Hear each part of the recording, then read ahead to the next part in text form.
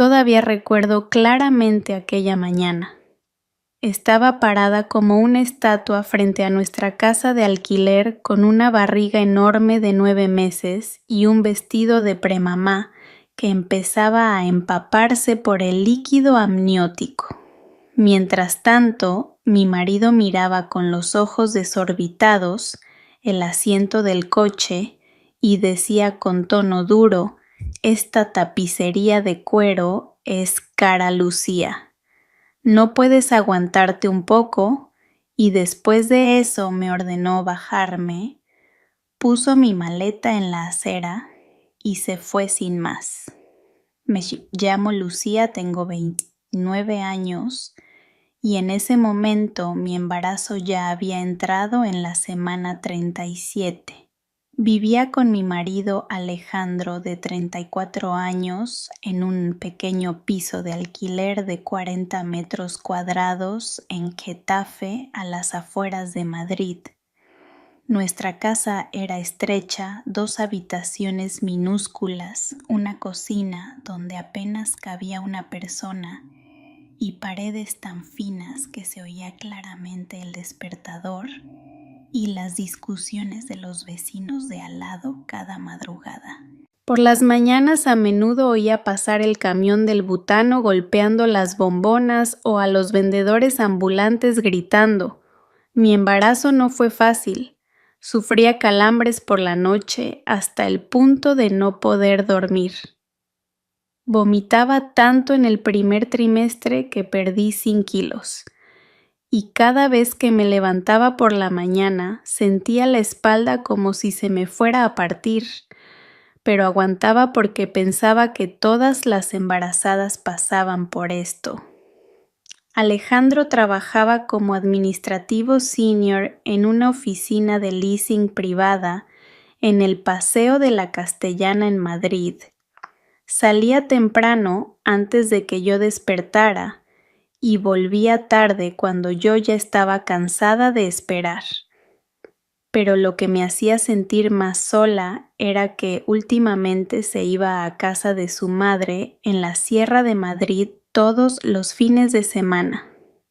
Me quedaba sola en casa desde el viernes por la tarde hasta el domingo por la noche. Aunque mi barriga ya estaba así de grande, todo cambió desde que me quedé embarazada. Alejandro, que antes era atento, poco a poco se volvió frío. Rara vez tocaba mi barriga, rara vez preguntaba por el embarazo y nunca ni una sola vez me acompañó a las revisiones con el ginecólogo. Cada vez que le pedía que me acompañara, la respuesta siempre era la misma: «Tengo una reunión importante, Lucía. Puedes ir tú sola». Si le pedía ayuda para levantar las garrafas de agua porque me dolía la espalda, me respondía con tono cínico: «Estás de baja. No me digas que no puedes ni con una garrafa». Cuando le pedí ayuda para ordenar la habitación del bebé, que todavía estaba llena de cajas de cartón, me dijo con brusquedad: «Tú eres la que está en casa. Tú eres la que tiene que ordenar». Incluso cosas pequeñas como el desayuno se convertían en un problema. Una mañana nuestra tostadora se estropeó y el pan se quemó. Alejandro soltó una indirecta de inmediato: «Ni siquiera sabes hacer el desayuno. Mañana desayunaré en casa de mi madre mejor». 3 días antes del incidente, Alejandro me informó de repente que había planeado ir a la casa rural de la familia en la sierra. Me opuse inmediatamente porque el médico ya me había advertido que no viajara en coche más de 1 hora y menos por carreteras de montaña con curvas. Pero Alejandro se enfadó y dijo: «Mi madre iba en autobús al mercado embarazada de 9 meses y podía perfectamente. Eres tú la que es una mimada». No pude negarme. Sabía que si le obligaba a quedarse sería un gran conflicto, y yo no tenía energía para pelear más. Aquella mañana me levanté más temprano. Aunque la noche anterior casi no pude dormir por un dolor de espalda terrible, le preparé su café soluble favorito y unos huevos cocidos, aunque mi cuerpo se sentía muy cansado y tenía náuseas. Quería que estuviera contento, al menos esta mañana. Alejandro entró en el comedor mirando el móvil con la cara inexpresiva. Vio la tostada un poco quemada en el plato y refunfuñó. ¿Quemada otra vez? Me aguanté las lágrimas. Mi voz salió suave. Lo siento, cariño. La tostadora está rota.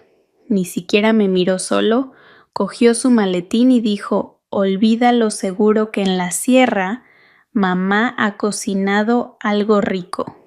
Venga, date prisa, nos vamos ahora. Cogí la pequeña maleta que ya tenía preparada con ropa de cambio y cosas para el bebé por si acaso tenía contracciones de repente. Caminé despacio hacia el coche SUV de Alejandro aparcado frente a la casa. Me temblaban las manos al abrir la puerta. En cuanto me senté en el asiento del copiloto, sentí algo extraño. Un líquido caliente fluyó de repente por mis piernas. Me asusté. Segundos después rompí aguas mojando la tapicería de cuero del coche que Alejandro acababa de limpiar hace una semana. Entré en pánico, mi corazón latía con fuerza. Alejandro, he roto aguas. Tenemos que ir al hospital ahora mismo. Pero Alejandro no arrancó el coche de inmediato. No entró en pánico como yo imaginaba. En cambio, miró su asiento. Su cara se puso roja conteniendo la ira y luego maldijo. Joder, esta tapicería es cara, Lucía. No podías esperar. Esto es una vergüenza, vas a mancharlo todo. Me quedé callada. No podía creer lo que acababa de escuchar. Aguanté el dolor en mi vientre que empezaba a contraerse. Mi voz temblaba. Por favor, llévame al hospital, Alejandro. Por favor, ya tengo contracciones. Pero Alejandro no escuchó. Salió del coche, abrió mi puerta con fuerza y me tiró del brazo. Bájate y pide un Cabify. No puedo cancelar el viaje a la sierra. Mi padre y mi madre ya están esperando en el pueblo. No pude decir nada. Mi cuerpo temblaba. Él sacó mi maleta del maletero, la dejó tirada en la acera y volvió a subir al coche. Sin una palabra más, cerró la puerta y aceleró, dejándome sola en el borde de la carretera con la ropa empapada y contracciones cada vez más fuertes. Me quedé allí parada, incapaz de pensar con claridad. Mi mano derecha sostenía mi vientre dolorido. Mi mano izquierda intentaba desbloquear el móvil para llamar a una ambulancia, pero la señal era débil, me temblaban las manos y las lágrimas empezaron a salir sin que pudiera contenerlas. Sentí que el mundo daba vueltas. Mi vista comenzó a nublarse. Casi caigo sentada en la acera cuando de repente escuché pasos rápidos desde la entrada del callejón. Alguien corrió acercándose y gritó con pánico: Lucía, Dios mío, ¿qué te pasa? Has roto aguas. Ven, yo te llevo. La persona que sostuvo mi mano en el coche, que me secó el sudor en urgencias y que vio la cara de mi hija por primera vez, no fue mi marido, sino una vecina de la que solo sabía el nombre por el grupo de WhatsApp de la comunidad de vecinos. Quien corrió hacia mí fue Carmen, de 39 años, una madre soltera que vivía a 3 portales del mío. Solo la había saludado 1 o 2 veces por la calle, nunca más que eso, pero esa mañana ella me salvó. Sin preguntar mucho, me ayudó directamente a subir a su viejo Seat Ibiza que estaba un poco desgastado. Condujo rápido hacia el hospital materno-infantil, el hospital de maternidad más cercano a mi casa. En el coche las contracciones eran tan fuertes que no podía hablar. Solo podía gemir aguantando el dolor. Carmen seguía tranquilizándome mientras miraba de vez en cuando hacia atrás. Respira hondo, Lucía, despacio. Ya he enviado un mensaje a urgencias. Tranquila, ya casi llegamos. Yo lloraba. No solo por el dolor, sino porque esta persona que ni siquiera conocía demasiado se preocupaba más que mi propio marido. Mi marido que había prometido ante el juez cuidarme en la salud y en la enfermedad.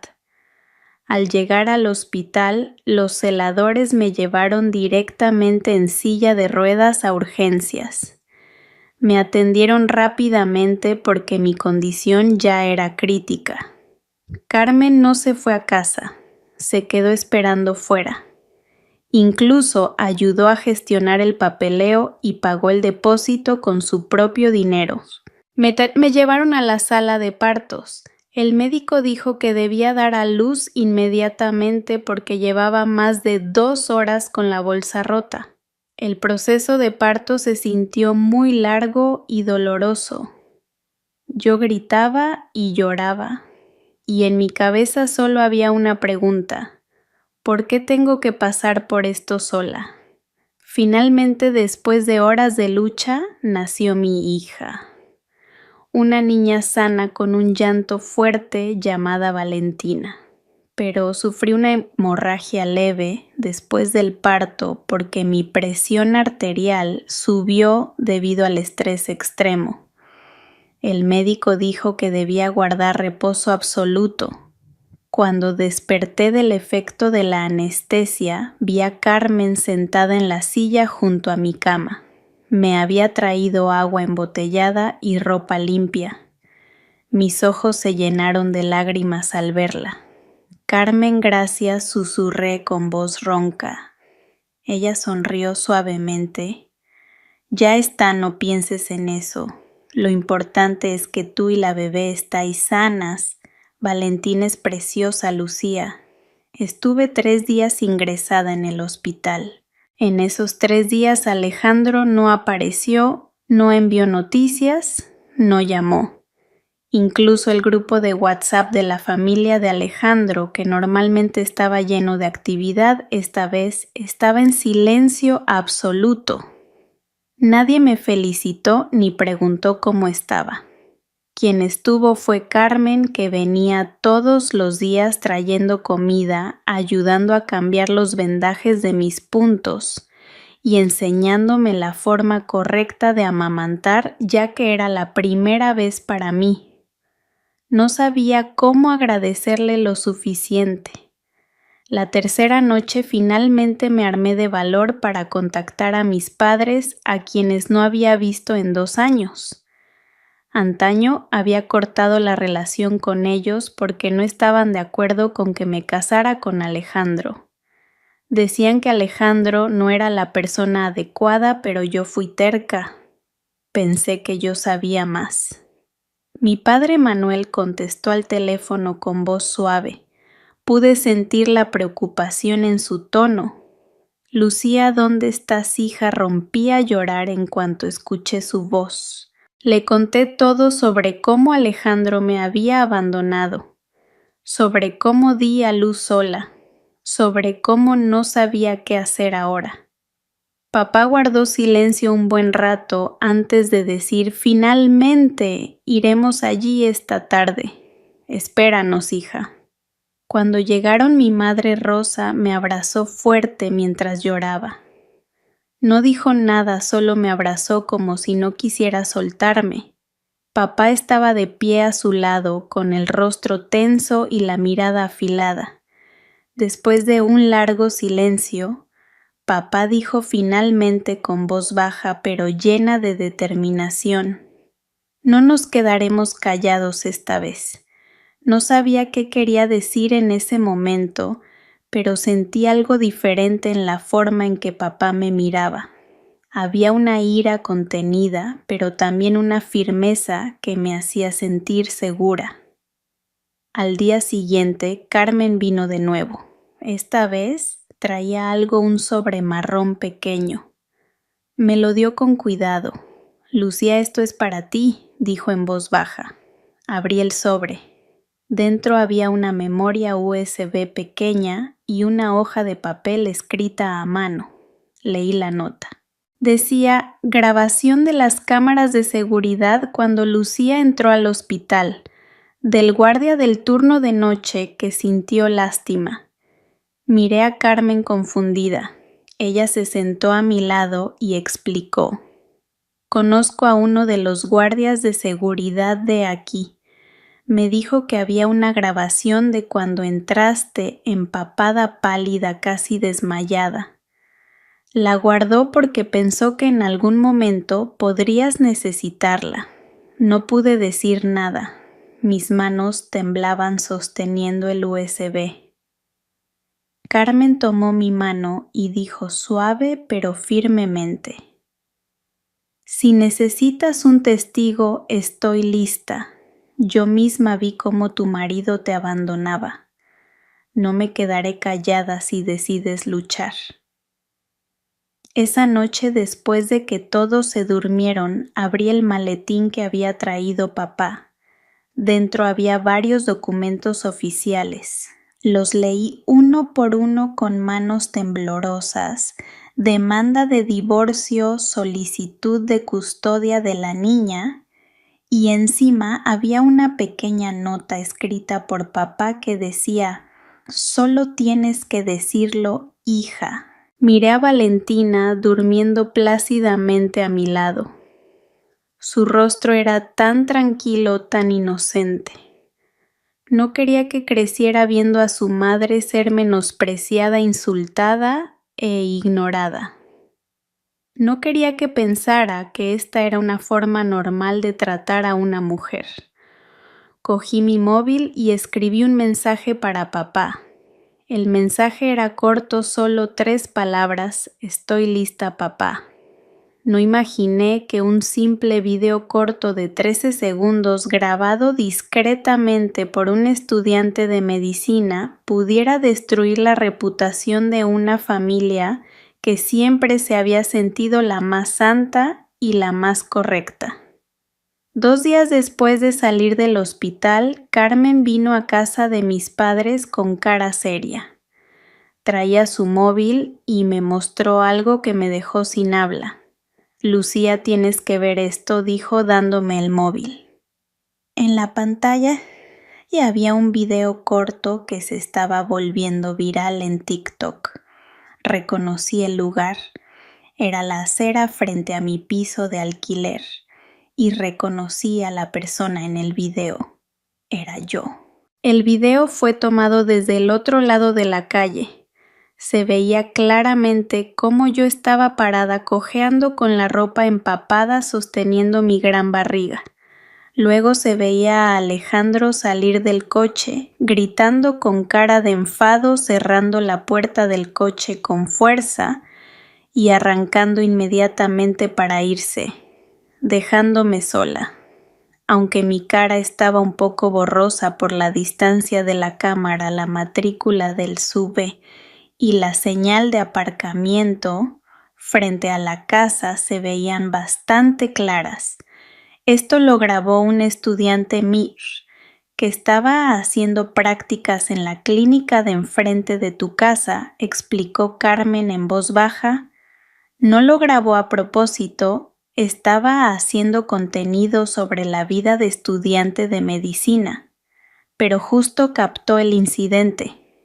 Miré la pantalla del móvil con una mezcla de sentimientos. Por un lado sentía vergüenza, pero por otro había una parte de mí que se sentía aliviada porque finalmente había pruebas reales de lo que me había pasado. El video ha sido visto más de 2200. 6,000 veces en 24 horas, añadió Carmen. Y ha entrado en la página de Para Ti. Mucha gente lo está compartiendo. Abrí la sección de comentarios. Miles de comentarios de desconocidos. Había quienes rezaban por mí, quienes estaban furiosos, quienes buscaban quién era el culpable. Dios mío, el marido realmente deja a su mujer rompiendo aguas. ¿Dónde es esto? Qué rabia me da verlo. Espero que la madre y el bebé estén bien. El marido no tiene corazón. No es un marido, es un demonio con traje. En cuestión de horas, el video se extendió a grupos de WhatsApp, foros de madres, grupos de crianza, incluso grupos de antiguos alumnos. Los internautas empezaron a investigar. Buscaron quién era el dueño del coche, sus perfiles en redes sociales, su lugar de trabajo, incluso el nombre de sus padres. El nombre de Alejandro empezó a difundirse con apodos que me daban escalofríos, el marido que abandona a su esposa embarazada. No esperaba que esto llegara tan lejos. Ni siquiera había tenido tiempo de decidir qué hacer, pero el mundo se había movido más rápido. 3 días después, Alejandro cerró repentinamente todas sus cuentas de redes sociales.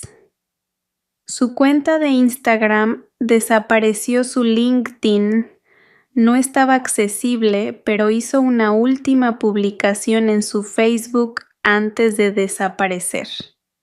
Un texto largo intentando defenderse. No creáis todo lo que veis en las redes sociales. Se están difundiendo muchas calumnias crueles para destruir a nuestra familia.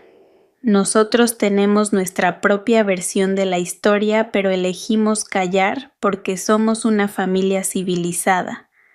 La madre de Alejandro, doña Teresa, incluso escribió un comentario debajo de esa publicación. Las mujeres de hoy en día son unas dramáticas y exageradas. Solo porque quería irse de vacaciones, amenaza con llevarlo a los medios. Ya hemos tenido bastante paciencia.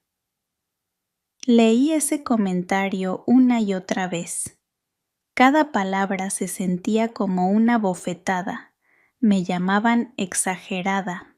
Decían que yo había llevado esto a los medios. Yo ni siquiera sabía que alguien estaba grabando. Pero lo que me oprimía el pecho era que no sabían que yo tenía las grabaciones de seguridad del hospital. No sabían que tenía testigos. Pensaban que yo era solo una esposa débil que se callaría y aceptaría. Esa noche, papá vino a mi habitación con una carpeta gruesa. Se sentó a mi lado y la abrió despacio. Lucía, estos son los papeles de la demanda de divorcio, la solicitud de custodia y la petición de embargo preventivo de bienes, dijo con voz tranquila pero firme. No vamos a entrar en guerras de palabras en redes sociales. Jugaremos por la vía legal. Papá me mostró una tarjeta de visita. Allí estaba escrito el nombre de la señora García, una abogada senior especialista en derecho de familia. Papá la conocía por un viejo amigo. Ella había llevado muchos casos similares. Ella dice que tu caso es fuerte, muy fuerte, explicó papá. Pero tienes que estar preparada porque este proceso no será fácil. Miré los papeles durante un largo rato. Me temblaba la mano al coger el bolígrafo, pero sabía que este era el único camino. Al día siguiente, la abogada García vino a casa. Era una mujer de unos 50 años con una mirada aguda y una forma de hablar muy directa. No se anduvo con rodeos. Ya he visto el video. También he leído la cronología que escribió tu padre, dijo mientras abría su portátil. Usaremos una estrategia legal y mediática al mismo tiempo. La señora García explicó su plan. Primero, presentar la demanda de divorcio por abandono de familia. Segundo, solicitar la custodia total porque el padre no estuvo presente en el nacimiento y no proporcionó manutención. Tercero, presentar una demanda por daños y perjuicios por la presión mental que sufrí. Pero lo más importante, añadió mirándome fijamente, es que debemos tener pruebas muy sólidas. No puede haber ni una sola grieta. Le entregué todo lo que tenía. Las grabaciones de las cámaras del hospital que mostraban que entré en estado crítico. El informe médico sobre mi condición. Los chats de WhatsApp con Alejandro que mostraban que ignoraba mis peticiones. Y lo más importante, el testimonio de Carmen. La señora García sonrió levemente después de ver todas las pruebas. Esto es más que suficiente. No podrán escapar. Unos días después, la abogada envió un burofax oficial a la dirección de la familia de Alejandro. El contenido era claro: Alejandro debía presentarse en el juzgado o sería declarado en rebeldía. Pero lo que hizo nuestros pasos aún más fuertes fue que la señora García también contactó a algunos medios no para buscar sensacionalismo, sino para documentar. Organizó entrevistas con medios enfocados en temas de mujer e infancia. No atacaremos personalmente, aclaró la abogada, pero nos aseguraremos de que el público sepa que esto no es un drama doméstico habitual. Esto trata sobre abandono y violencia psicológica. En una semana, varios portales de noticias online comenzaron a publicar mi historia, por supuesto con la identidad protegida. Pero la historia era lo suficientemente fuerte como para que la gente hablara. Mientras tanto, Alejandro y su familia comenzaron a sentir el impacto. La pastelería de Doña Teresa, que solía estar llena, empezó a quedarse vacía. Los clientes antiguos empezaron a evitarla. En redes sociales, muchos compartían la dirección de la tienda con comentarios mordaces. El grupo de amigas con el que se reunía Doña Teresa de repente la expulsó sin explicaciones. Incluso los vecinos de su urbanización empezaban a susurrar cada vez que la familia pasaba. No me sentía feliz viéndolos sufrir, pero tampoco sentía lástima. Eran las consecuencias de sus decisiones. Una noche mi móvil sonó. Número desconocido. Contesté con cuidado. Lucía, soy yo. La voz de Alejandro sonaba desde el otro lado. Su voz estaba ronca como alguien que no había dormido en días. Me quedé callada sin saber qué responder. Por favor, para todo esto, te lo suplico. Mamá está enferma por el estrés. La tienda ha cerrado. Todo el mundo nos insulta, dijo con tono suplicante. Pero antes de que pudiera responder, cambió su tono de voz volviéndose frío como antes. Si sigues con esto, todo el mundo sabrá que fuiste tú quien empezó. Tú eres la que ha montado el escándalo. Sonreí con amargura. Seguía sin entender nada. Alejandro, dije con firmeza. Yo no empecé nada. Tú lo empezaste cuando me dejaste en la acera. Colgué el teléfono e inmediatamente hice una captura de pantalla del registro de la llamada y se la envié a la abogada García. Ella respondió rápido: Bien, esto es prueba de amenaza. Podemos usarlo. La sala del tribunal se sentía muy fría. Aunque fuera el sol, brillaba con fuerza. Me senté en la dura silla de madera con las manos sudorosas agarrando el pequeño bolso que contenía todas las pruebas que había reunido. A mi lado, la señora García estaba sentada tranquila con la mirada fija al frente. Papá y mamá estaban sentados en la fila de atrás dándome fuerza solo con su presencia. Era el primer día del juicio. No sabía qué esperar, solo sabía que hoy era el día en que debía enfrentarme directamente a Alejandro ante el juez. La puerta de la sala se abrió. Alejandro entró con su madre doña Teresa y un abogado con traje negro que parecía muy seguro de sí mismo. Alejandro se veía diferente. Llevaba el pelo más arreglado de lo habitual. Vestía una camisa blanca y pantalones de vestir negros, pero su cara estaba pálida, sus ojos evitaban mi mirada. Doña Teresa me lanzó una mirada afilada llena de odio. Le susurró algo al oído a su abogado. Luego, el abogado asintió mientras anotaba algo. El juez entró, todos nos pusimos de pie. El juicio comenzó. La señora García abrió el primer argumento con mucha firmeza. Señoría, mi cliente Lucía solicita el divorcio alegando abandono grave. El pasado 23 de septiembre, cuando mi cliente rompió aguas, el demandado la abandonó sola en la acera sin auxilio. Tenemos pruebas de video testimonio de testigos oculares e informes médicos del hospital. El abogado de Alejandro se levantó de inmediato. Señoría, esa es una grabación tomada sin permiso y difundida para calumniar a mi cliente. El incidente no fue como se describe.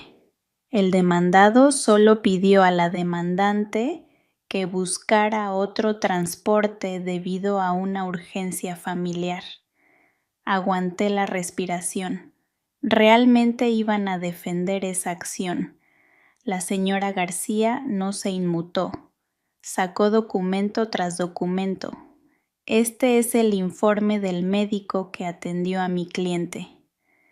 Dice claramente que mi cliente ingresó en el hospital con deshidratación severa, presión arterial baja y casi desmayada. Este es el testimonio escrito de Carmen, la vecina que la ayudó. Y esta es la grabación de seguridad del hospital que muestra el estado de mi cliente al llegar. El juez pidió que se entregaran todas esas pruebas. Vi que la cara de Alejandro empezaba a cambiar. Parecía inquieto. Sus manos se cerraban en puños sobre la mesa. Su abogado intentó defenderse de nuevo. Señoría, esto es un malentendido familiar. El demandado cometió un error, sí, pero la demandante también está exagerando, llevando un asunto personal al ámbito legal. La señora García interrumpió de inmediato. Un error. Abandonar a una esposa que está en proceso de parto es un error. Esto no es solo un problema familiar, señoría. Esto es abandono que puso en peligro vidas. El juez golpeó el mazo y dijo con voz grave: necesitamos tiempo para revisar todas las pruebas. Se pospone el juicio 2 semanas. Ordeno a ambas partes que no se contacten entre sí. Suspiré profundamente. La primera sesión había terminado, pero el peso en mi pecho no disminuía. De hecho, se sentía más pesado. Al salir de la sala escuché a doña Teresa hablar alto con su abogado. ¿Quién se cree que es esa niña de pueblo que no sabe cuál es su lugar? Debería estar agradecida de que mi hijo quisiera estar con ella. Me detuve un momento. Quería darme la vuelta y responder. Pero papá me sostuvo del brazo y negó lentamente con la cabeza. No, hija, no te rebajes a su nivel. 2 semanas después comenzó la segunda sesión.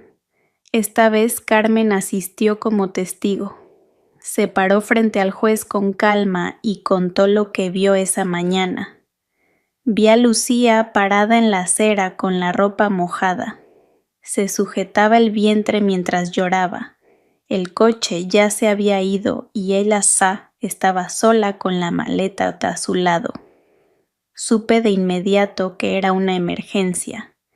Así que la llevé al hospital, explicó Carmen con voz clara. El abogado de Alejandro intentó atacar.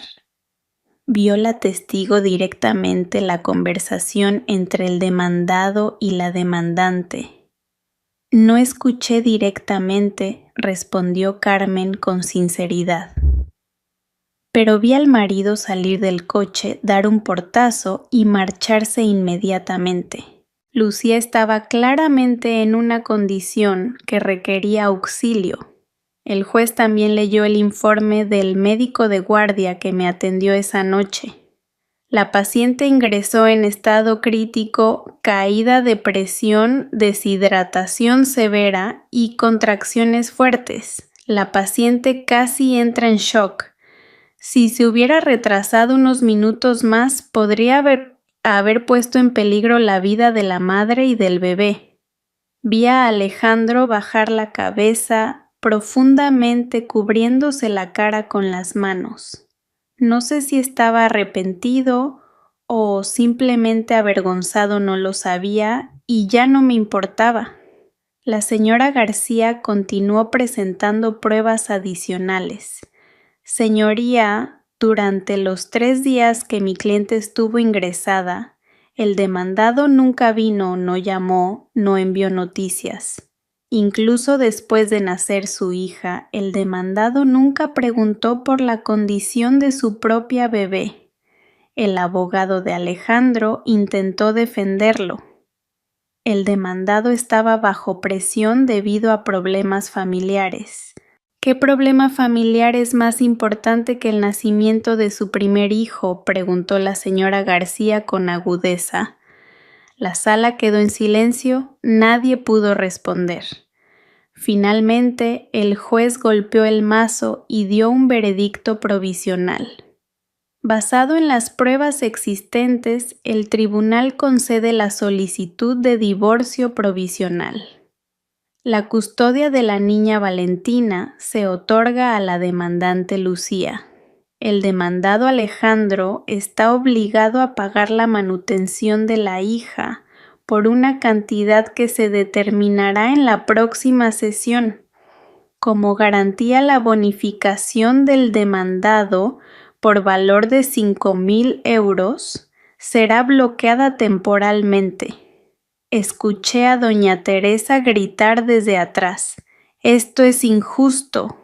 Nosotros somos los perjudicados». El juez la miró fijamente. «Señora, mantenga la compostura en la sala». Al salir de la sala me sentí aliviada, pero también alerta. Sabía que esto no había terminado. Una familia como la suya no aceptaría la derrota fácilmente. Y así fue. Mientras caminaba hacia el coche de papá, vi a lo lejos a un hombre bien vestido entrar apresuradamente a la oficina del secretario judicial. Carmen, que caminaba a mi lado, me tocó el hombro suavemente y susurró: «Ese es el hermano de Alejandro. Parece que quieren presentar una renuncia a la herencia o traspaso de bienes». Apreté con fuerza mi maletín de documentos. Realmente no sabían cuándo parar. Pero a mí ya no me importaba.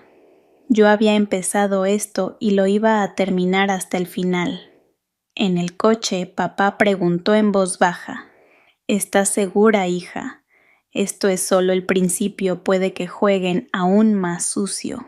Miré a Valentina, que dormía en brazos de mamá. Su rostro inocente y tranquilo me daba fuerzas. Estoy segura, papá, respondí con firmeza. No quiero que Valentina crezca pensando que su madre es una mujer débil que se queda callada cuando la tratan como basura.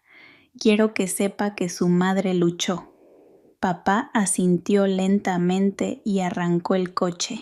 Sabía que el viaje aún era largo, pero por primera vez en mucho tiempo sentí que iba por el camino correcto. Pensé que ya era suficiente. Resultó que no. Ese día un mensajero anónimo entregó un paquete con fotos de recibos falsos, una escritura de la casa a nombre de otra persona y una carta de doña Teresa. ¿Pensaban que me echaría atrás? No acababa de empezar. Después de que la decisión judicial me diera la custodia provisional y bloqueara los fondos de la bonificación, comencé a construir un nuevo ritmo de vida en casa de mis padres. Por las mañanas me levantaba para dar el pecho a Valentina, luego escribía en mi blog sobre la lucha de ser madre soltera. Muchas mujeres que pasaban por situaciones similares empezaron a contactarme por mensaje privado, compartiendo sus historias, pidiendo consejo. También me uní a grupos de comunidades de mujeres en redes sociales compartiendo trucos y experiencias.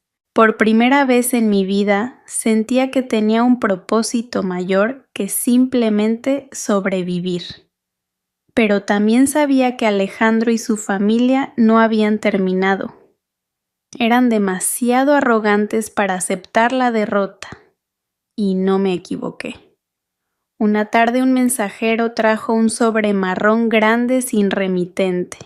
Solo la dirección de casa de mis padres estaba escrita delante. Lo abrí con cuidado. Dentro había varios documentos que me dejaron helada. Primero una fotocopia de la escritura de la casa de la familia de Alejandro que ya había sido transferida a nombre de su hermano mayor. La fecha del cambio de titularidad era 2 semanas después de que el video viral se difundiera. Segundo, fotos de recibos de transferencia de dinero por valor de 10,000 euros de la cuenta de Alejandro a la cuenta personal de su sobrino.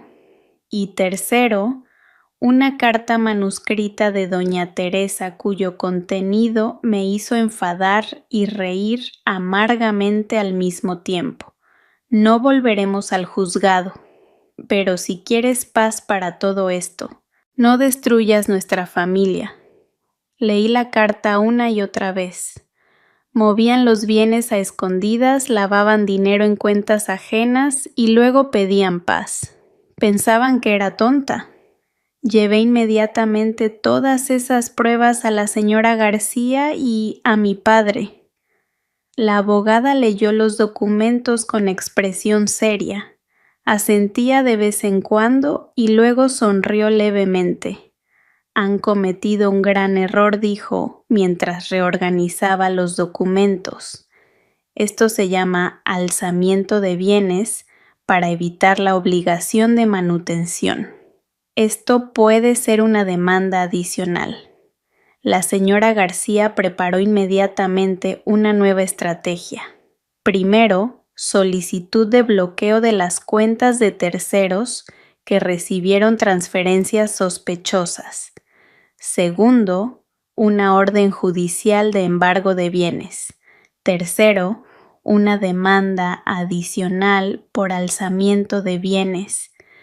Creen que poniendo los bienes a nombre de otro pueden escapar de la obligación. No es tan fácil, explicó la abogada con tono firme. Unos días después mi móvil sonó desde un número nuevo que no conocía. Contesté con cuidado. Lucía, ya basta. ¿Qué quieres en realidad? La voz de Alejandro sonaba enfadada desde el otro lado. Si sigues, le diré a todo el mundo que estás loca. Tú eres la que ha hecho todo esto grande. Escuché con calma sin responder. ¿Estás contenta haciendo pasar vergüenzas a la familia mamá? Ya no se atreve a ir al mercado. La tienda ha cerrado por tu culpa. ¿Te alegras de vernos sufrir?, continuó con la voz temblando entre la ira y la desesperación. Esperé a que terminara de hablar y luego dije con tono inexpresivo: «Yo no he hecho nada, Alejandro. Tú creaste todo esto cuando me dejaste en la acera y ahora tienes que asumir la responsabilidad». Antes de que pudiera responder, colgué. Mis manos hicieron captura de pantalla del registro de la llamada y se la envié a la señora García. Ella respondió rápido: «Bien, guarda todas las pruebas de amenazas. Podemos solicitar una orden de protección si sigue amenazando». La sesión continuó una semana después. Esta vez el juez abrió el nuevo expediente presentado por la señora García. Dentro estaban todas las pruebas de flujos de fondos sospechosos, pruebas de la casa transferida sin informar como bien ganancial. Y lo más sorprendente, pruebas de conversaciones de WhatsApp del grupo familiar de Alejandro. La abogada consiguió esas capturas de alguien anónimo. No sé quién lo filtró, pero el contenido era muy claro. Planeaban ocultar los activos antes de que yo ganara totalmente. El juez leyó todas esas pruebas con cara seria. El abogado de Alejandro intentó defenderse, pero esta vez su argumento era débil. No había nada que pudiera negar porque todas las pruebas estaban ante sus ojos. Mientras tanto, el impacto social en la familia de Alejandro se sentía cada vez más. La pastelería de Doña Teresa cerró permanentemente. Muchos clientes dejaron de ir tras conocer la historia viral. La foto de Doña Teresa incluso se difundió en grupos de crianza nacionales con un hashtag que me entristecía y aliviaba a la vez, porque al final mucha gente sabía quiénes eran en realidad. En su vecindario la gente empezó a alejarse. Incluso el presidente de la comunidad rechazó invitarlos a la fiesta del barrio. Nadie quería relacionarse con la familia que se hizo viral por algo tan malo. Lo más doloroso para mí fue que los niños del barrio empezaron a burlarse de Valentina como la niña que su padre tiró, aunque Valentina aún era un bebé y no entendía nada. Pero yo sabía que si no actuaba pronto, esa burla seguiría a mi hija hasta que fuera mayor. Por eso solicité inmediatamente el cambio de domicilio a Alcalá de Henares, cerca de casa de mis padres, que era más tranquilo. Las noticias sobre Alejandro también eran cada vez más preocupantes. Después de perder su trabajo por la viralidad del caso, trabajó un tiempo como conductor de BTC, pero no duró mucho. Le despidieron por muchas reseñas negativas de pasajeros que reconocían su cara. Incluso se hizo viral otro video de él enfadándose con una pasajera que le dio mala puntuación. Ese video destruyó su reputación aún más. Había rumores de que ahora vivía de prestado en casa de un pariente en un pueblo, viviendo de deudas y de la lástima de la familia que aún quería ayudarle. Una noche mi móvil recibió un mensaje de voz de Doña Teresa. Su voz sonaba cansada y suplicante, muy diferente de su actitud arrogante de antes. «Lucía, por favor, por el buen nombre de la familia, hagamos las paces. Prometemos no molestar más. Ya hemos sufrido bastante. Alejandro ya no tiene nada». Escuché ese mensaje una y otra vez. Una parte de la antigua yo quizás hubiera sentido lástima, Pero mi nueva yo, la que había aprendido a valorarse, sabía que esto no era venganza, era justicia. Respondí por mensaje de texto: Señora, la paz no viene de promesas. La paz viene de la responsabilidad. Si usted y Alejandro no se atreven a asumir la responsabilidad, seguiré reclamando mis derechos y los de mi hija. No hubo respuesta después de eso. Unos días después, Carmen vino a casa con cara de preocupación. Me mostró una captura de pantalla de una cuenta falsa en redes sociales que parecía creada por Alejandro o alguien pagado por su familia. Lucía, esta cuenta falsa está difundiendo el rumor de que eres una buscona. Dicen que montaste el drama a propósito para buscar atención y dinero, explicó Carmen dándome el móvil. Leí las publicaciones con calma. Intentaban manchar mi nombre de la peor manera, pero esta vez no me enfadé. Al contrario, sonreí levemente. En ese caso, dije mirando la pantalla del móvil, es hora de sacar todas las grabaciones que nunca he publicado. Tenía más pruebas que aún no había sacado. Grabaciones de conversaciones, mensajes de texto groseros, incluso videos donde Alejandro me gritaba e insultaba frente a su familia. Durante todo este tiempo los guardé porque no quería ser demasiado brutal. Pero si ellos habían elegido este camino, ya no tendría miramientos. La mejor venganza es cuando la gente que te menosprecia finalmente tiene que ver cómo eres feliz sin ellos. Y ese día, mientras sostenía la mano de Valentina, que ya empezaba a aprender a ponerse de pie con un vestido azul oscuro frente al edificio de los juzgados, supe que ya había ganado. El tribunal aceptó todas las pruebas adicionales que presenté.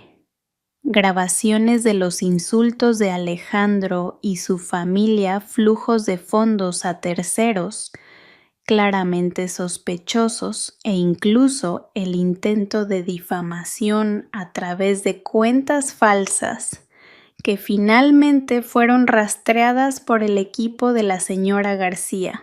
La abogada exigió 3 cosas principales en esta sesión final.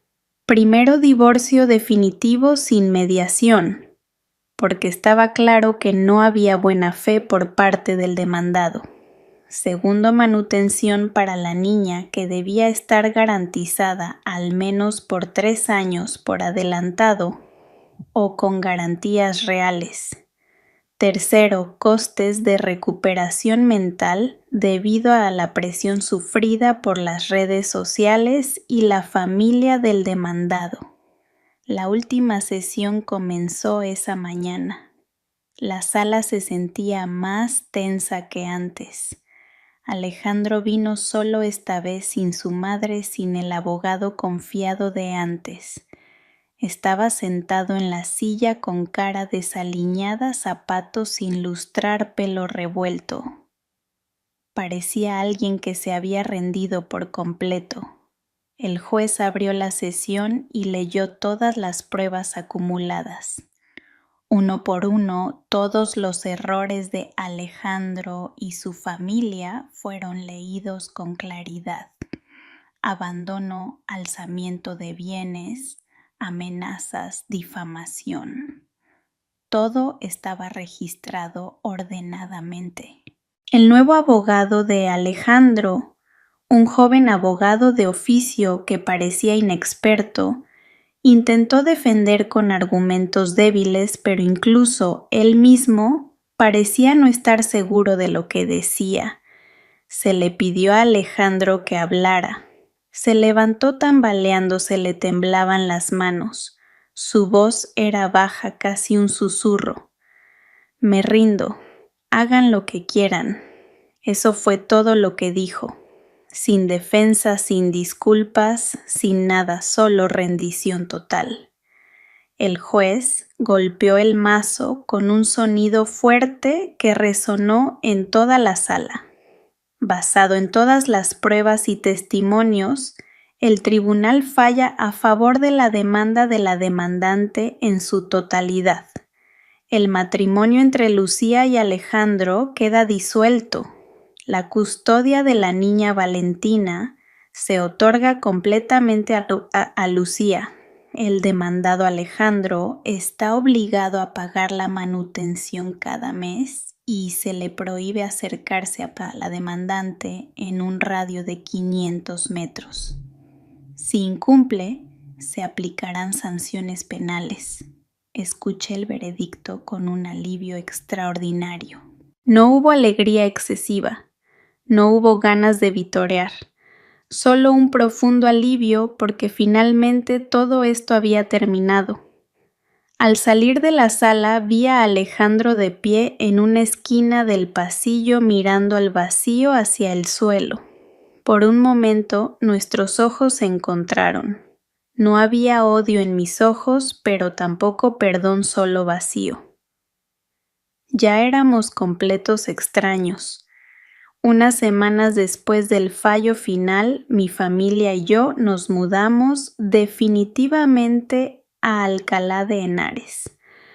Nuestra nueva casa era sencilla pero cómoda, con un pequeño patio donde Valentina podría jugar cuando fuera mayor.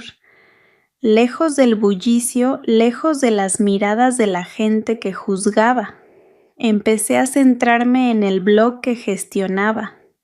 Mis escritos sobre la lucha de las madres solteras eran cada vez más leídos. Empezaron a invitarme como ponente en varias comunidades de mujeres, compartiendo experiencias y dando ánimos a quienes pasaban por lo mismo. Muchas mujeres me contactaban para desahogarse sobre la violencia doméstica que sufrían. Algunas todavía tenían miedo de luchar, otras estaban confundidas sobre por dónde empezar. Yo intentaba ayudar en lo que podía, dirigiéndolas a abogados de confianza, dándoles apoyo moral. Por primera vez en mi vida me sentía útil, no solo como esposa o madre, sino como yo misma, con voz y capaz de hacer un cambio. En medio de mi nueva rutina había una persona que aparecía a menudo para ayudar. Mateo, el hermano pequeño de Carmen, que trabajaba como técnico. Venía a menudo a arreglar un grifo que goteaba, cambiar una bombilla fundida o simplemente traer vitaminas para Valentina si yo estaba ocupada. Al principio me sentía incómoda, sentía que molestaba, pero Mateo siempre decía con naturalidad: «No pasa nada, Lucía. Además, la casa de Carmen está cerca, me pilla de paso». Lo que hizo que empezara a abrir mi corazón fue la forma en que trataba a Valentina. Cada vez que venía, saludaba a Valentina, con suavidad la cogía con cuidado, jugaba con ella hasta que Valentina reía a carcajadas. Valentina incluso se calmaba más rápido si la cogía Mateo que otras personas. Una noche, mientras regaba las plantas en el patio, Mateo vino con una caja pequeña. Me la dio con un poco de torpeza. «Esto es para ti y para Valentina», dijo rascándose la cabeza, aunque no le picaba. Abrí la caja. Dentro había una pulsera de madera sencilla con los nombres de Lucía y Valentina grabados, hecha a mano sencilla pero llena de atención. Mateo dijo en voz baja, mirándome: «No sé en qué capítulo de la vida estás, Lucía, pero si me lo permites, me gustaría ser parte de la siguiente página». Me quedé callada sin saber qué responder. Mi corazón aún era frágil, aún tenía miedo de confiar de nuevo. Pero al ver sus ojos sinceros, al ver la forma en que trataba a Valentina como a su propia hija, algo comenzó a derretirse dentro de mí. No respondí esa noche, solo sonreí. pero por primera vez en mucho tiempo mi sonrisa era una sonrisa sin heridas. Mientras tanto, las noticias sobre Alejandro eran cada vez más difusas. Se supo que se mudó a un pequeño pueblo en Galicia. Trabajaba como mozo de carga y descarga en un mercado. A nadie le importaba ya. Su familia fue olvidada poco a poco por el entorno, la tienda cerrada, el estatus social derrumbado. Todo se destruyó por sí mismo, y lo sorprendente es que no me sentí feliz viendo su destrucción. Solo sentí vacío, porque resultó que el karma trabajaba por sí solo sin que yo tuviera que hacer nada más. Una tarde me senté en el patio con Valentina dormida en brazos. Abrí el portátil y empecé a escribir en el blog. Esta vez escribí sobre la victoria. No necesitas vencer a tu enemigo con ira. Basta con mantenerte en pie, seguir viva y demostrar que no estás destruida. La mejor venganza es la felicidad que construyes sobre los escombros que ellos dejaron.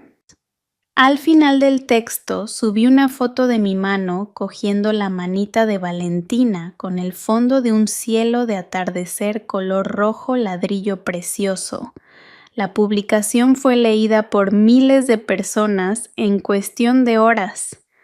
Muchos comentaron, muchos compartieron historias similares, muchos dieron ánimos, y por primera vez sentí que no estaba sola.